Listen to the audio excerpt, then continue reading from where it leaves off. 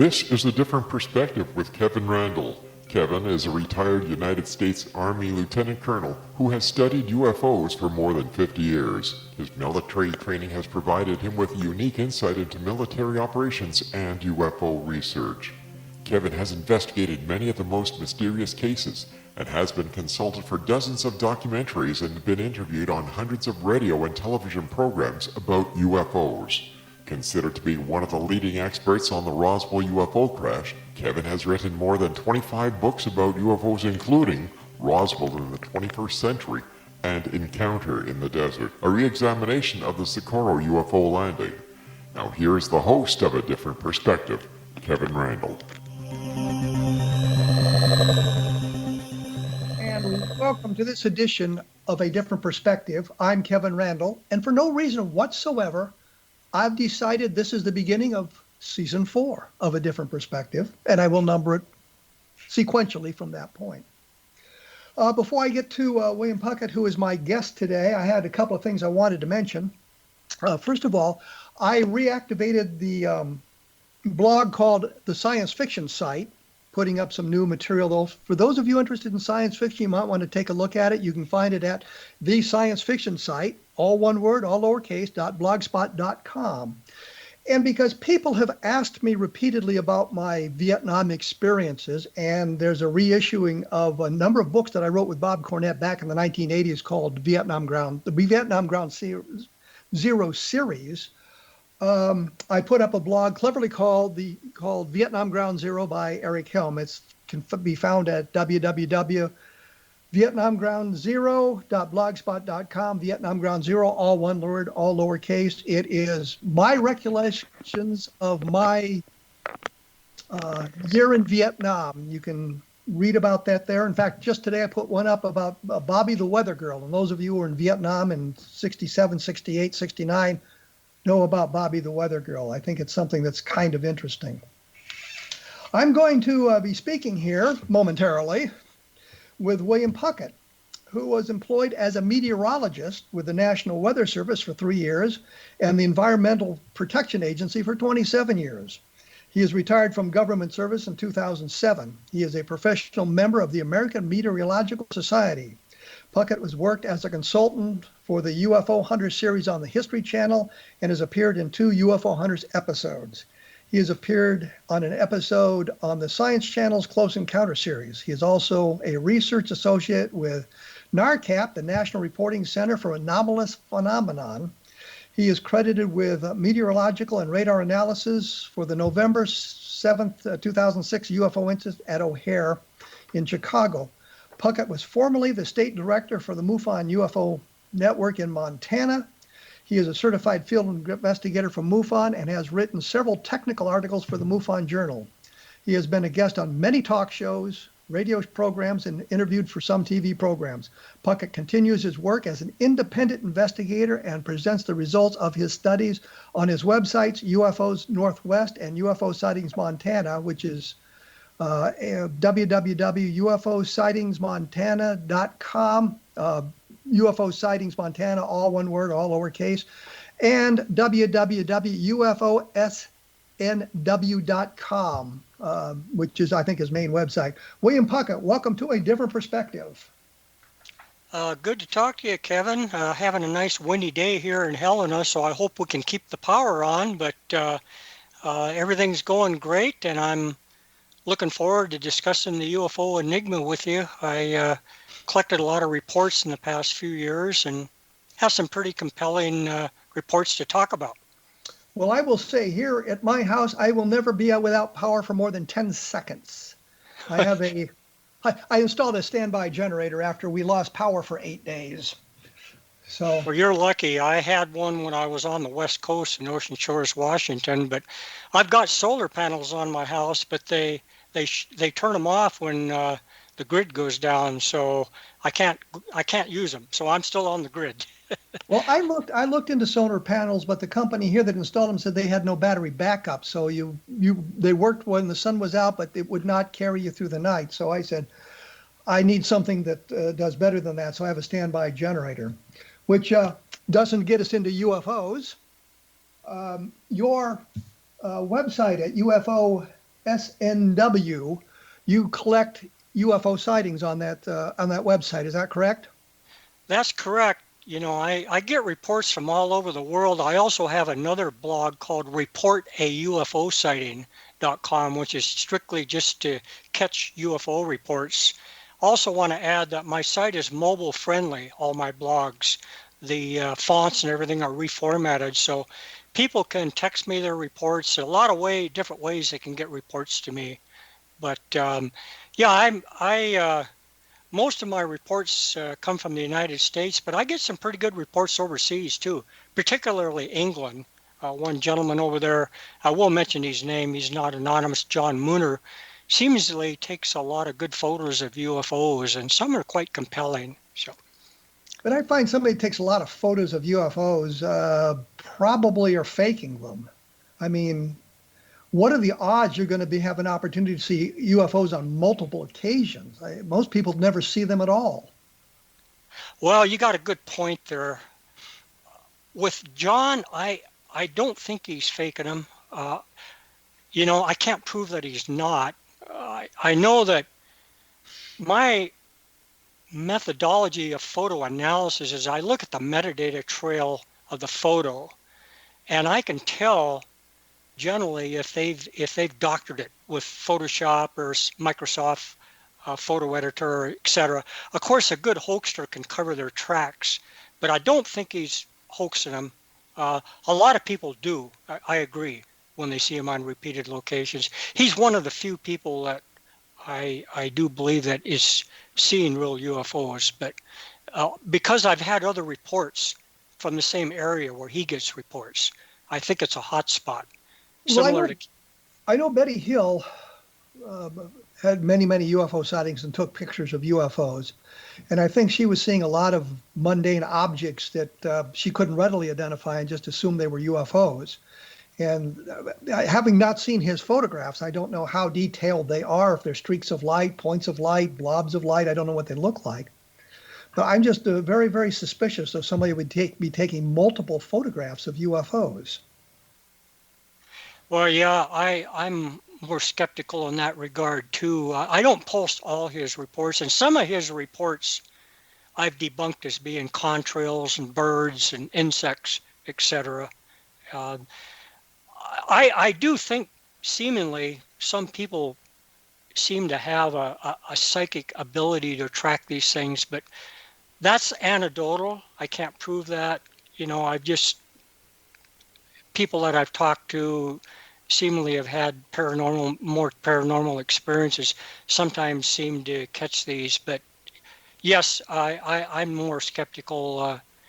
Also skeptical when people see things on repeated nights. You can almost bet that they're celestial phenomena.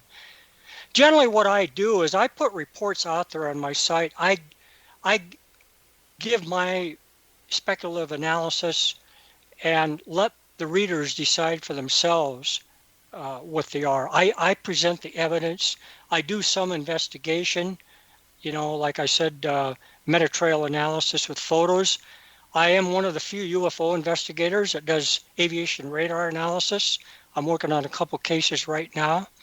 And, I do get videos and once in a while trace cases, which I'll send in and get analyzed. So, I scrutinize the things as best I can. And also, I might add, I don't know whether you're aware of it, it's called the MADAR network, Multiple Anomalous Data Automated Recording. It's a little device about the size of a package of cigarettes. I don't smoke cigarettes anymore, but I used to. And it detects magnetic anomalies. And you have to have a pretty strong magnetic field to trigger it. And we got different thresholds set. So we are looking at electromagnetic anomalies in relation to UFOs, and that device will pick it up. Well, since you brought up the magnetic anomalies, and this is an area that I'm quite interested in, especially after the Levelland sightings in 1957. Are we getting? And for those that don't know, the Levelland sightings were the object seen close to the cars. It stalled the engine, dimmed the headlights, filled the radios with static, and over a period of a couple of hours in the Levelland area, with witnesses at multiple locations reporting it to the sheriff, and the sheriff himself becoming involved. The question, though, is I've noticed there's a reduction in the number of sightings like that, the electromagnetic sightings. Do you get many electromagnetic sightings in this day? Well, I'm looking at my page right now under electrical interference, and I have had in 2020, looking right here, quite a few reports. One particular report I just mentioned, Green Bay, Wisconsin, November 29th, 2020, and a triangular red, green, white object causes streetlight outages.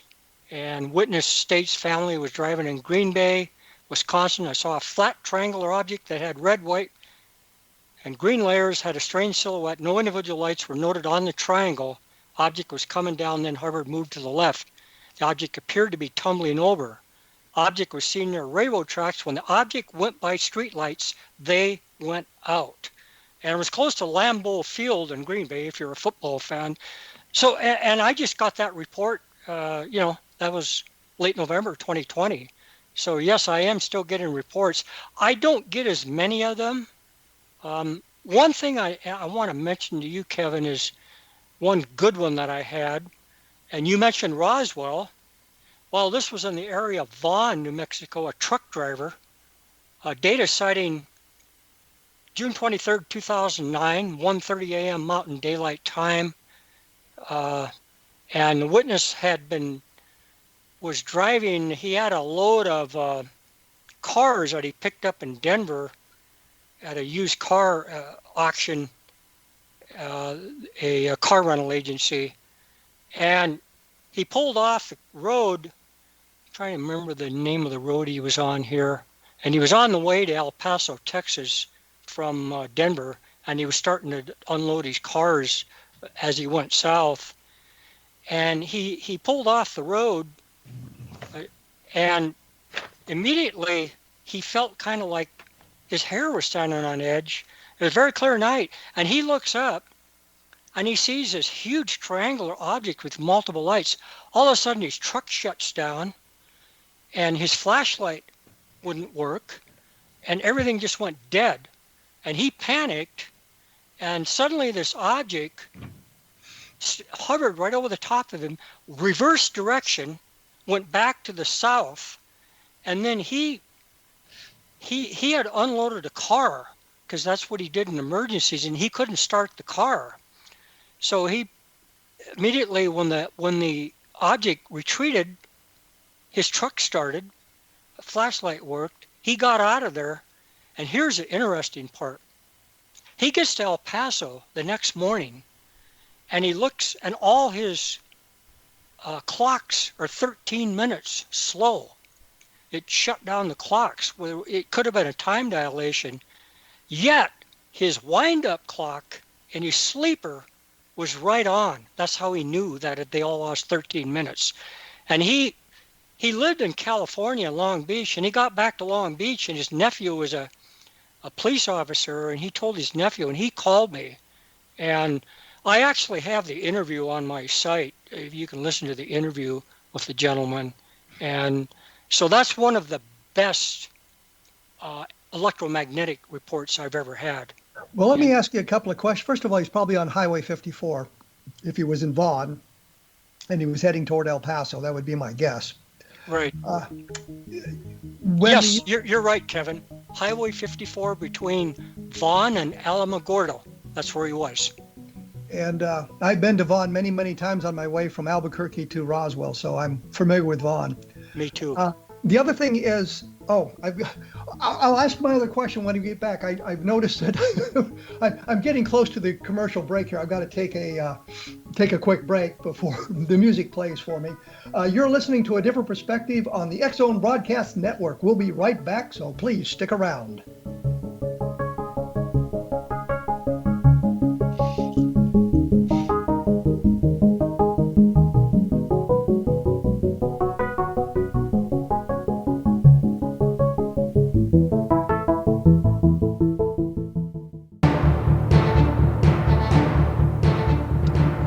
I am here with William Puckett. We are engaged in social distancing for those of you who care about such things. He being apparently in Montana and me being nowhere near Montana. We were talking about electromagnetic effects in UFOs, and before I took the break, which sneaked up on me for some reason, I was going to ask a question, and you mentioned the truck stalled and he couldn't get the car started, that he'd taken off the truck and that sort of thing. When the UFO left and everything came back, did he have to start the truck or did it start spontaneously? That's a good question. I believe, let me check that for sure so I don't give you any false information here. Let's see. What I noticed is, and I was going through Mark Roddiker's massive thing on UFO electrical interference with vehicle interference.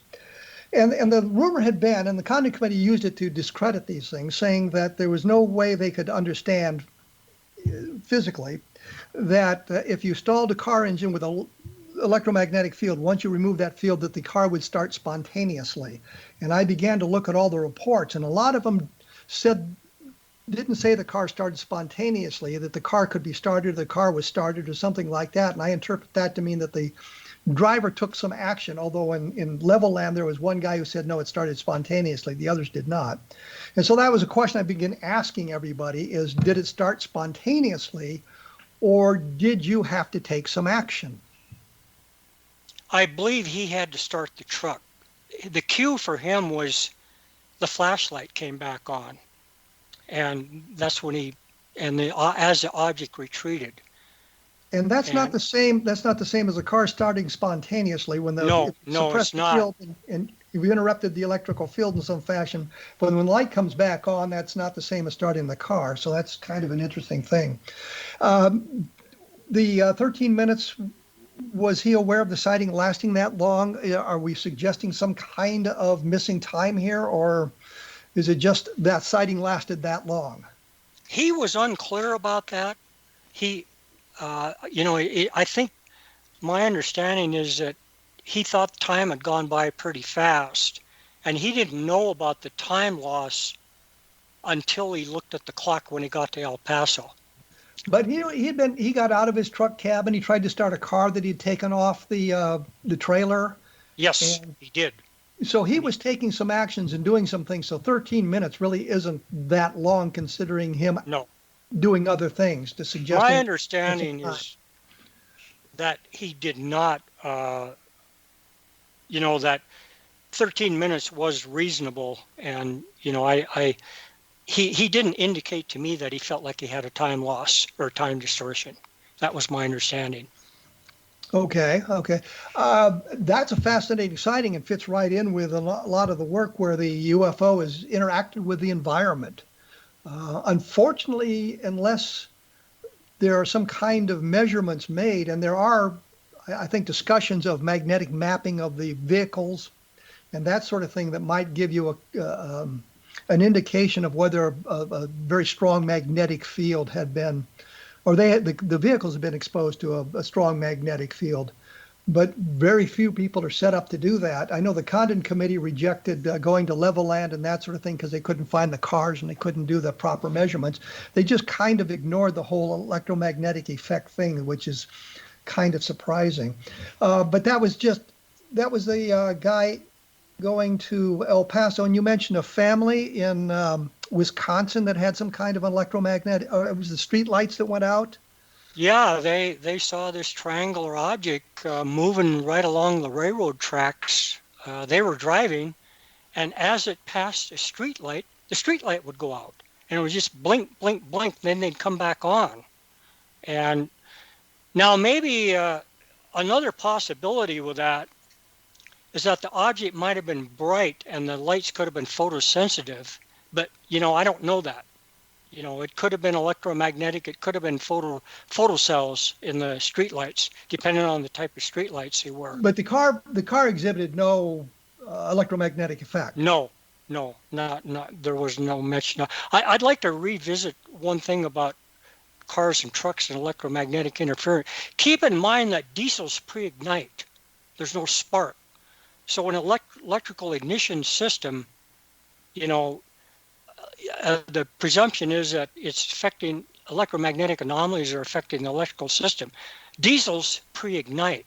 They don't use spark plugs. So that's a distinction. So I just wanted to mention that. And And is it, also too, you talk about leveling, and I can remember that case in November 1957. It was in the national news. It spooked everybody out. And at the 50th anniversary of that, I did a bunch of analysis. I got a bunch of magazines and everything from the Roswell Museum.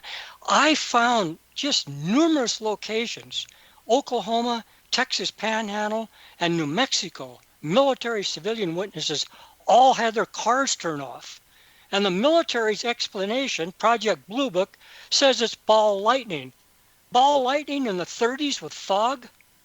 I mean, I'm a professional meteorologist. That's the most crazy explanation. They could have come up with a better crazy explanation than that. I mean, that's just laughable. It's ludicrous.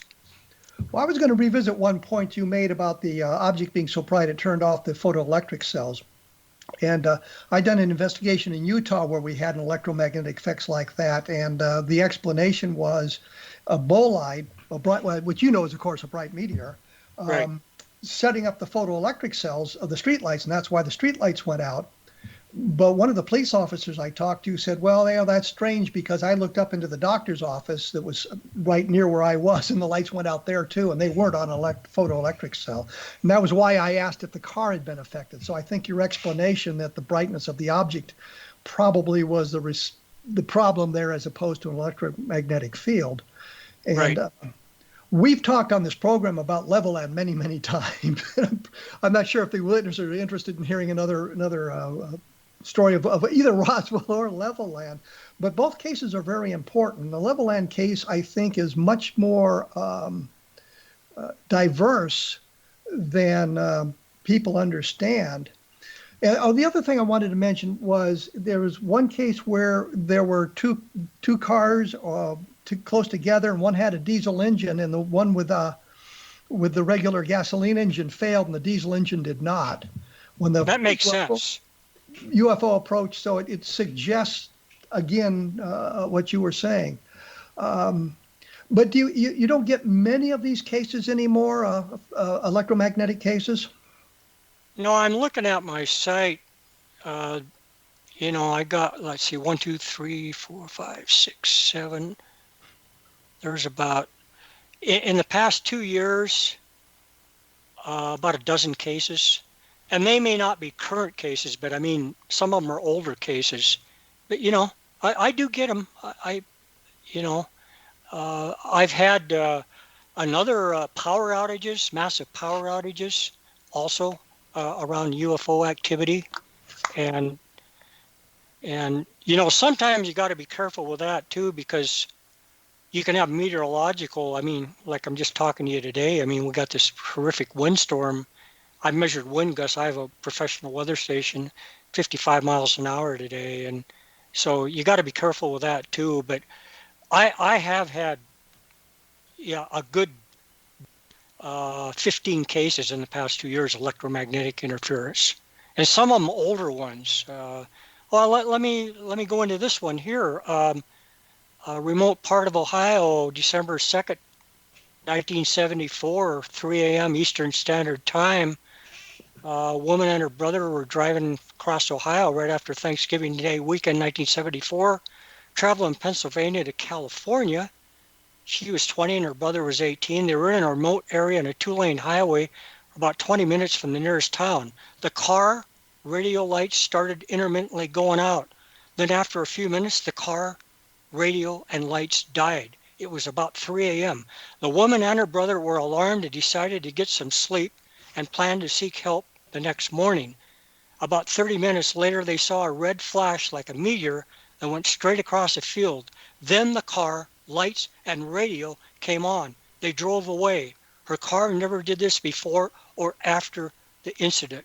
And she said she kept this to herself for years. Her brother called when the movie Close Encounters of the Third Kind came out and advised her to go see it. She did so, and that was the sighting was almost exactly like the car scenes in the movie, which, of course, Steven Spielberg based that on UFO sighting reports.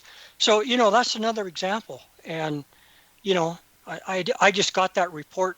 I posted that report in May of 2019, but it's, a report, over nearly. Well, we have seen a lot of these things, electromagnetic reports, kind of spike in certain times. The Levelland case, as you mentioned, was a time where there were a lot of these kind of electromagnetic cases reported, and then it drops off, and we've seen another spike later on of the cases, but it's not something that goes on for quite a long time.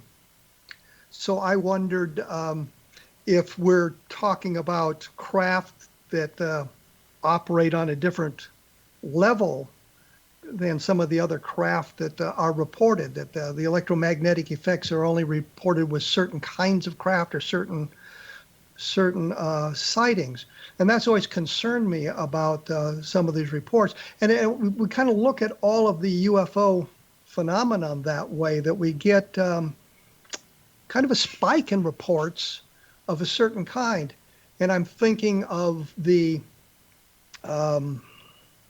occupant sightings that sometimes are revealed. We have reports from the 1973, for example, when there were lots and lots of the occupant reports in all over the United States, for example, or 1954 in France, quite a few occupant reports. So we've had some trouble that way. And I was going to ask you about occupant reports as we kind of wind down the electromagnetic cases. You get a lot of the occupant reports now in today's environment. Yes, that's correct, Kevin. One that I specifically like to mention, I've put a lot of time in this, is a case in Las Vegas, Nevada.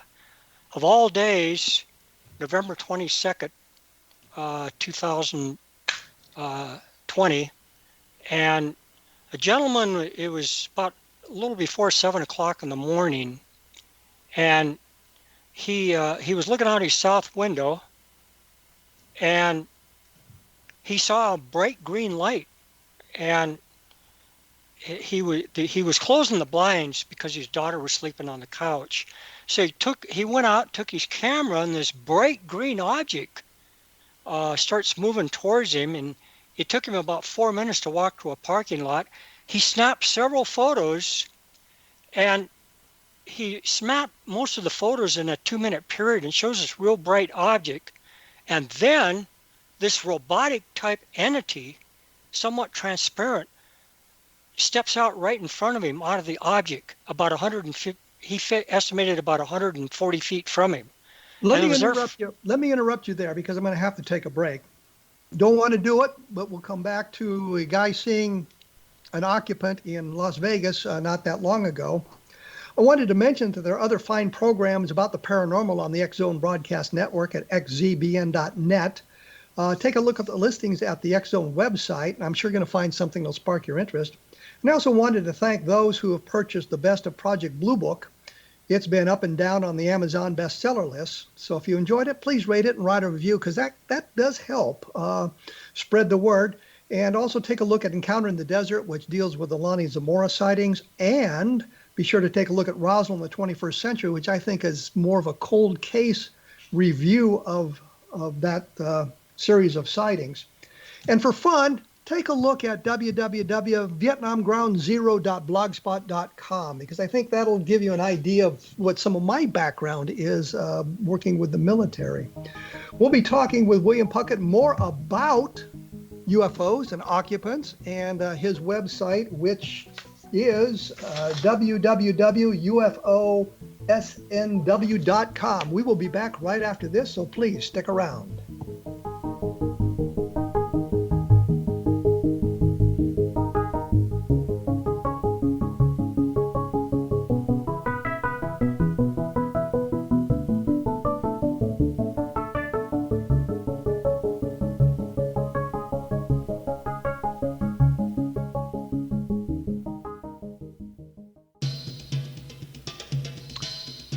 I am here with William Puckett. We are back, obviously. We're talking about UFOs. We're going to talk about an occupant sighting from Las Vegas, Nevada, which I think will be interesting when we get to it. Um, in upcoming weeks, I just wanted to mention quickly, in upcoming weeks, I think we're going to have some fascinating guests on here. Next week, I hope to have a guy on who's actually been to Oak Island a number of times working with the Gaines brothers to get us an update on what they're finding there or not finding. And following that, the astronomer, Avi Loeb, who is a Harvard astronomer, has said he's going to come on the program to talk about this alien artifact that passed through the solar system a couple of years ago, and his theory that it was an artificial artifact as opposed to some kind of natural object that had passed through the solar system. We'll bring him up and talk to him about that and his experiences with the scientific community with his oddball idea and his feelings on UFOs. Anyhow, when we went away, I was talking to William about, or he was talking to me about a sighting in Las Vegas where there was a green light. He had made a number of photographs of it, and take it away. Well, the gentleman snapped 15 photographs, and the debunkers are saying that these are lens flares. Well, a couple of them were, but he saw this object. It was so bright that he had to shield his eyes from it. And it moved closer and closer to him. It's moving towards the north. He lives in North Las Vegas. And then after a couple of minutes, this being, robotic being with appendages that didn't seem to be connected, was hovering right in front of him. And he was mesmerized for 4 or 5 minutes. And he got photos of the being, and only one of them he has showed. The best ones aren't on there yet. The photo that I got doesn't look real compelling, but he said the being was transparent, and it was like it was distorting the area around him. So I wouldn't expect a photo to look like a normal being, but he is quite willing to take a lie detector test. I mean, the guy is reliable, and I don't have any reason to question him. And I have, in addition to looking at the photos, I do have good radar data from McCarran Airport in Las Vegas and Nellis Air Force Base, and I'm starting to look at the radar data. I don't know whether it's going to show the object or not. I'm still looking at it. But the object, if you go to my site and just go to my home page, www.ufosnw.com, and scroll down, you'll find the report on the home page. The object looks, it looks like it's changing shape. It's not uniform. And normally with lens flares, particularly with cell phones, you will get a green dot, but this isn't a uniform green dot. It's different. And the debunkers are saying it's lens flare. And my criticism of people that analyze photos is that they don't listen to what the witness says. The witness saw the object. If somebody takes a photo and then finds something after the fact, you can question it. That is not the case with this report. Well, I'll interject. Let me interject here. The thinking of it being a lens flare, I can understand people being fooled by lens flares, and there's been any number of UFO photographs that have been published saying, here's a UFO and it is a lens flare, and you know it's a lens flare by the way it looks. But I can't imagine anybody taking 15 pictures of an open area where there's nothing to see and getting a lens flare in it that would fool you. It just doesn't make any sense to me. I can understand somebody taking a photograph and finding the lens flare after they took the photograph, but I don't know how anybody would take a photograph of a lens flare, if you know what I mean. You're not out there seeing the lens flare and photographing it. That's exactly my thinking. And also I might mention, I did look at the meta-analysis of the photos, and he did not tamper with them. And this witness doesn't have the know-how. I mean, he had trouble getting the photos to me. I mean, a lot of organized hoaxer, generally going to have some analytical skills and to cover his tracks. But I have 2 interviews with a witness on my site. The first one is the best, when he actually taped the call with him when he reported the UFO to me. And he's really excited about what he saw. And another thing, the debunkers will say, why didn't anybody else see it? This is 7 o'clock in the morning, 6:50 in the morning in Las Vegas, Nevada on a Sunday morning.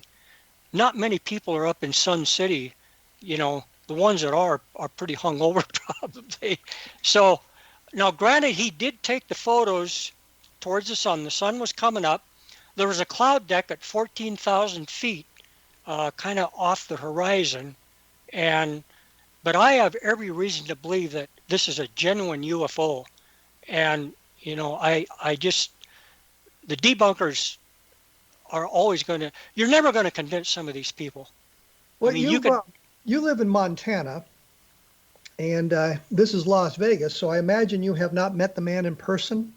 No, I would go down there and look at the site, but I'm 73 years old, and I've been sheltered in place almost a year, and I expect to get my COVID shots.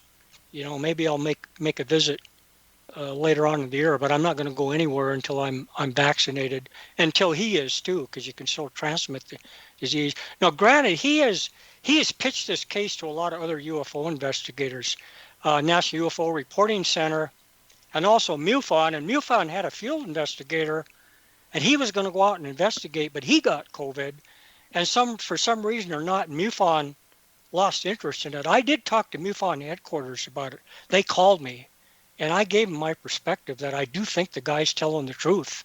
I have no reason to doubt his story.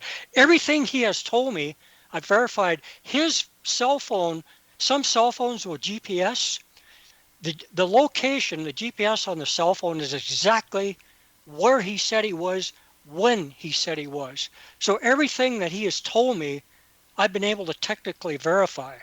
So I have a high degree of confidence that this is a genuine UFO report and close encounter of the third kind. I And really you do have believe that. you have a copy of the photograph one of the photographs he took of the alien creature or the being or the One. robot. Yeah. He has got 4 or 5 of them that he's holding out on. But you've seen one of them. Yeah. It doesn't look real compelling, but again, something that's from another dimension or parallel universe or where UFOs come from, I wouldn't, and transparent, they're probably not going to show up real good, but he claims in the photos he hasn't released yet do show the entity pretty clearly. So I don't know when he's going to let him go. He actually, at my suggestion, has got copies of the photos, one copy with a lawyer and another one with a police officer who's a homicide investigator. I think he may be retired, and he's got copies with him. He was freaked out by the government. Well, they're going to come and get my photos. And I said, well, I haven't had much experience with that, but I just suggested have copies of the photos with some trusted people. And to my knowledge, no one besides himself, even though these other people have the photos, have looked at the entity photos. So that's where that stands. I am looking at the radar data. I looked at the Doppler data, the weather radar. I didn't find anything compelling, but I don't expect UFOs to show up very well on Doppler data because the beam width is only a degree. So if a UFO flies through that beam with a degree, it'll pick it up. Whereas aviation radar data is ground to infinity, with a beam width. And so, it's designed to pick up UFOs. So I'm looking at Las Vegas McCarran Airport data now, and I'm also going to look at Nellis Air Force Base data. He was closer to Nellis in North Las Vegas where he had the sighting. But like I said, I've verified everything that he's told me. I've not caught him in any lies. He admits that a couple of the photos were probably lens flares. So it's one of the better reports that I've received in the past couple of years. Other occupant reports you've received that are interesting? Yeah, I've had some. Actually, I got another one here, and see if I can find this real quick. Let's see. It was I believe that was in Washington State, and a gentleman. Well, while you're looking for that, the question I have: what all do you do to vet the witnesses and vet the sightings that you get in? Because you must get many, many sightings, and I can't imagine you can vet them all. Well, I do post all my reports, but I don't investigate, a lot of them in detail. A few of them I do, but a lot of them I don't. And a lot of the reports I get, are really, I'm basing just what the witness tells me, and what their experience is. So So you're sort of providing a forum for people to report their UFO sightings, and you're not saying that these really are alien craft or anything like that. You're saying, here's a report I received, and here's the information, but I'm not sure how reliable the report is, or if the witness misidentified Venus, for example. right. Well, I have good sites for determining astronomical, um, data. I've got the U.S. Naval Observatory software that I look at astronomical phenomena. The website Heavens Above for satellites, and a good number of reports, a great volume of reports have been due to uh, Starlink satellites. Just last spring, I was just uh, saturated with reports from Starlink satellites, and and you know they I got so many of them that I just actually what I did was is I just made a page for them on a monthly basis because I just couldn't handle them anymore. And and then you know and then Venus, people, and Jupiter, you know they're those are another bunch that I get, and generally I'm able to, and the space station, that's another one that So um, what you're saying basically is that when you get a report, you take a look at the various information you have, the direction the object was from the witness, for example, or the time of day, and you look for something that is either artificial in the realm of it's a satellite or something like that, or looking for a natural phenomenon that may fit the facts. that's right. And but When you post it, most of my reports, I would say they've not been investigated in detail. I mean, I have had some reports where I will actually go out and collect data, on site visit. But I don't do to, particularly since COVID, obviously, is I don't do many uh, on-site visits, but I do. well, when you get a report and it turns out that you've got some kind of say an astronomical object, Venus, in the location where the UFO is, do you mention that on the site as well, saying this seems to be Venus, or Absolutely, qualify it? absolutely. Yes, I do. And with with the WordPress software, I categorize my sightings, and I have unidentified, close encounter, electromagnetic, and and I do that. So here's the one I want to the case you just mentioned about another entity case. This happened in Beaverton, Oregon, Christmas Day of all days. And the gentleman writes, I saw a UFO drone and aliens set up a portal. Again, that sounds a little far out, but he said, I took pictures from outside the portal, which is by my bedroom window. The aliens followed me downtown, and last night, December 27th, a little suspicious, but yet he took a photo. Let me interrupt you here. Let me interrupt you here because I'm running up against the break time, and we have to pay for the program somehow. So we'll have the commercials coming up here. As I say, there's some other fine programs about the paranormal on the X Zone Broadcast Network. Take a look at that. And you are listening to A Different Perspective on the X Zone Broadcast Network. I'm Kevin Randle, and I will return shortly with William Puckett, and we'll wrap this thing up and let you go off to do the things you have to do. We will be back right after this, so please stick around.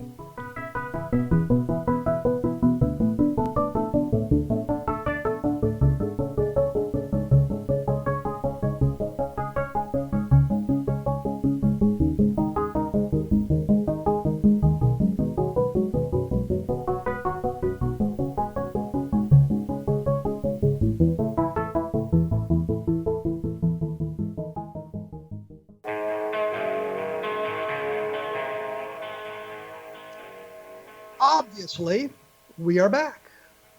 I'm joined by William Puckett.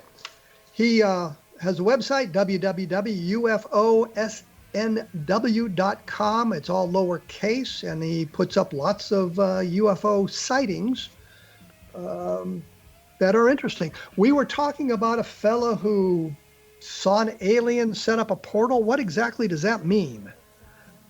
What he said was, is this beam of sort of, light came down right in front of his window, bedroom window, and hooded figures and entities came out of it. And he took a photo, and I don't, it's kind of a strange photo. I've got it on my site. The title of the report is UFO Drone and Alien Setup Portal, which is what he said. But the photo is kind of strange. And the report is a bit speculative. It sounds kind of anecdotal, like this guy's prone to exaggeration, but yet the photo's interesting. So I felt it worthy to mention that. And another report that I'd like to go to that I think is quite interesting, and I kind of call this an X-file. This was in Southern California, January 2020, and the gentleman that had this report is a real great artist and made an artistic graphical display. And witness says, I will not divulge my identity nor my exact location. However, I will let you know this happened in Southern California. Here's my story. Middle of January 2020, I fell asleep while watching TV. I woke at about 2 a.m. to the sound of someone talking on TV. It wasn't very loud, and I thought that I should have turned off the TV. Then I noticed something coming out of the corner of my eye. I turned to look and saw a black mass hovering over our table in the kitchen area. It was completely silent. Panic set in. I was petrified at what I saw. I could not breathe nor move. I was frozen in fear. I tried to get out a scream but couldn't. I tried and tried. Then I eventually found myself screaming over and over again. My wife, who was asleep, ran into the room. While she's entering the room, I saw the black mass in our kitchen, and then it shrink and disappear completely. Now, the debunkers are saying this was sleep paralysis. He was awake and wide awake when he saw this thing. And there's a very nice illustration on my site, a sketch. So is it an entity, something else in the paranormal world? I don't know, but it's pretty strange. Well, when you're talking about something like that, I think of UFOs or alien visitation as something coming from interstellar space, something coming from another planet. This sounds like a suggestion that it was some kind of interdimensional contact. Exactly. And I do think, my own opinion, that some UFOs, and maybe a lot of them, are parallel universe, higher dimensional phenomena. And I think that's why there's a lot of electromagnetic interference. They're distorting time and gravity and magnetic fields. And I do believe that some UFOs, including the one in Las Vegas, may very well be higher dimensional or parallel universe. And most physicists are pretty well agreed that there are parallel universes out there. Some of them can't harbor life, but who knows? It's pretty strange. So, that's another entity report that sticks in my mind. I've got many more on my site. That's what more of the recent reports. As I say, this strikes me more as something from the paranormal world as opposed to the UFO world. That it's not really related to interstellar flight. And I'm always a little bit worried about that thing. And I'll say something else, because I did a book called The Abduction Enigma with Russ Estes and Bill Cohn, oh good Lord, 20 years ago. And we looked into sleep paralysis in depth. And there are cases of sleep paralysis, depending on the witness. It's called cataplexy, actually, where it's basically sleep paralysis while you're wide awake. If we have nothing concrete, I will say concrete, to pin this to, there's this distinct possibility that it's some sort of a form of sleep paralysis. You don't have to be asleep or going to sleep or just waking up for sleep paralysis to kick in. There are, as I said, cataplexy, which is type of sleep paralysis where you would see an entity. And I know with sleep paralysis, I think in about 80% of the cases of sleep paralysis, the victim, the object of the sleep paralysis believes there's been an entity in the room with them. And I have to agree with the skeptics. This sounds an awful lot like a episode of sleep paralysis in some form. Well, that's a possibility. However, my argument against that is most people that have sleep paralysis and sleepwalk have repeated episodes. This is the only time it ever happened to the person. So you may be right, but yet I have to argue on the other side. I would argue the point that most people have repeated episodes of sleep paralysis. That's not my experience. And as I said, we looked into this in depth a long time ago. I investigated a case in Utah, which was just completely baffling until I came across sleep paralysis. I'm now absolutely convinced that even though the woman claimed to have been abducted and that sort of thing, I am convinced that it was an episode of sleep paralysis, which is not to say all abductions can be reduced to sleep paralysis. But in this particular case in Utah, I believe sleep paralysis is a legitimate answer for it. So we have to be careful separating psychological phenomenon from cases where it's some kind of an outside influence. Well, you're more versed on it than I am. I just, I personally, I've never had a case of sleep paralysis, but I know that it happens. I don't know. Apparently, you say it doesn't happen repeatedly, but and I didn't classify this as a UFO report. I've actually classified it as an X file.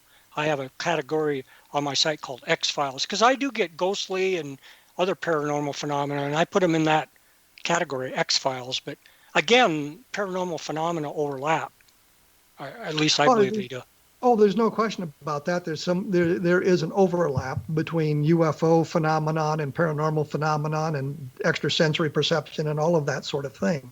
I wouldn't argue that point, but I'm just saying that given the facts as you've discussed them here with me, I suspect that it's more of a psychological explanation than it would be something tangible, I guess is the way to say it. Yeah, I can't totally refute that. It's like I said, I'm not. I think as investigators, we're required to look at all explanations and look at all the science that is available to us and say, well, this is a very strange case. It doesn't fit into the UFO category. It moves into the paranormal, but are there paranormal phenomenon or psychological phenomena that explain it? I think as an investigator, we have to look at that and say, well, this leans toward a more mundane explanation than something extraordinary. Well, that's correct. I just said this is an interesting case and one for the X Files in my comments, and I do have comment. My site is a blog format. And I entertained comments. There were people that said it was sleep paralysis. One person says, I don't believe it was sleep paralysis either.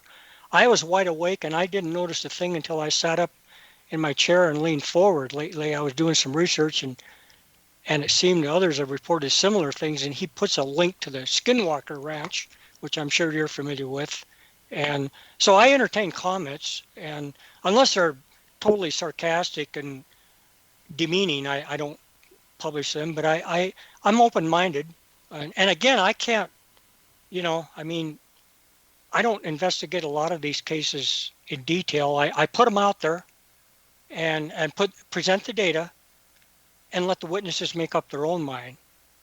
And sometimes I'll give my speculative explanation. And so that's what I do. Len Stringfield, who was collecting cases of crash retrievals, often said that in his status reports, he would collect the data, maybe not analyze it in depth given the numbers that he was getting, and he put it out there for others to take a look at to see if they could come up with an explanation for it or if they had more information on it. And I think that's a fine thing to do. Share the information, share the data, and if we come up with an explanation, we write that one off and we move on to the next one. But Len would put his analysis on it if he thought there was an explanation for it, and if he didn't have one, here's the evidence that I've been presented with, and if you have something more, let me know. And he and I discussed that on a couple of occasions. Yeah, that's basically what I do. I mean, I collect the reports, I do some investigation, and then I get a lot of good feedback and comments. I mean, I had this woman that had an X-ray, and the strange object showed up uh, right above her in the back of her neck, and she sent me the X-rays, and I got a million hits on that report. I got 10 comments from MDs. It turns out it was a life alert penchant that the technician, the X-ray technician, forgot to remove. And I mean, you put the information out there, and it generates interest, and you get the good feedback. And I don't know everything. I mean, I'm a meteorologist. I have radar expertise. And but I definitely, I don't claim to have all the answers. I do believe that UFOs are visiting the Earth. I do believe that many of them are extraterrestrial, and some of them are higher dimensional and paranormal type phenomena. I'm almost convinced of it. But again, Hey, a lot of William, these reports are anecdotal. William, I gotta stop you, man. We're flat out running out of time here. I Sure. really appreciate taking time to share the stories with us and discuss the phenomenon with me here on the Different Perspective. Probably I'd like to have you back sometime. You up for that? I sure am. I mean, stay tuned to my site, and if you're get on coast to coast and you see any good reports, feel free to present them. And I've got a good backlog of 10 or 15 reports that I don't even have on my site yet. And the And Las Vegas case will be further investigated. your site is www.ufosnw.com. William Puckett is the man's name. He's been doing UFO research for quite a long time. William, thank you again for being on A Different Perspective. Well, thanks very much for having me, and you have a great day and stay healthy. You I look too. forward to talking to you in the future. And have fun into your windstorm there in Montana. Yeah, sorry about the power interruption. We got her going again. We were lucky, but I figured that would happen. Okay. Thank you much. Okay, bye-bye. Bye. Well, as I said, in the next couple of weeks, I think we've got some very interesting programs coming up here on A Different Perspective. I'm really looking forward to talking to Dr. Loeb about the artifact that he believes was an artificial artifact moving through the solar system. I think other scientists believe it wasn't. It was an alien artifact, but maybe not artificial. And I would looking forward to getting his perspective on that as well. And given some of the things that he has said and some of the information I have from him and when I had my communications with him, I think he's much more open to the idea of UFOs than many of his colleagues, I guess is the best way to say it. So we'll be talking with him. And as I say, I've done quite a bit of work on this Vietnam Ground Zero blog, and I know that really doesn't fit into our format here, but I thought people would like to take a look at that and get an idea of who I am and where my background comes from and my experiences with the military. I know that a lot of people claim military backgrounds who don't have them, and I think this is a way of kind of verifying my background in that respect. In fact, I've got a picture up on that blog at www.vietnamgroundzero.blogspot.com of my flight school class. So you can see what I looked like. Well, it's hard to see me in the picture, but because it's the entire platoon, but it's up there to kind of help verify that in the way of my background. And as I say, I would appreciate it, those of you who buy the books and take a look at the books, if you put a rating, put a review up on the books, that kind of helps spread the word and get it out there so that people will be more interested in what we're doing. So as I say, if you have a chance, take a look at the X-Zone Broadcast Network for some other programs on the paranormal. And you have been listening to A Different Perspective on the X-Zone Broadcast Network, and I'll be back in 167 hours. So thank you for tuning in.